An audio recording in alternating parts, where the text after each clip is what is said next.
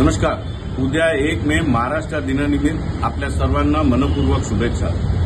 काल मानपूरमधून माझी प्रचार रॅली सुरू असताना संजय पाटलांच्या टोपीवाल्या गुंड्यांनी माझ्यावरती मला इजा पोहोचवण्याच्या उद्देशाने परत एकदा दगडफेक केली।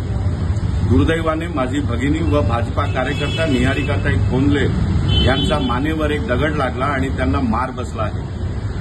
काल देवनार पोलीस स्टेशनमध्ये रीतसर गुन्हा दाखल झालेला आहे। संजय पाटलांनी मुंबईत मानपूरला हे गुन्हेगारीचा अड्डाच बनवलेला आहे। जणू काही मुंबईत मिनी पाकिस्तान ते बनवत आहे। मी हे कदापि होऊ देणार नाही।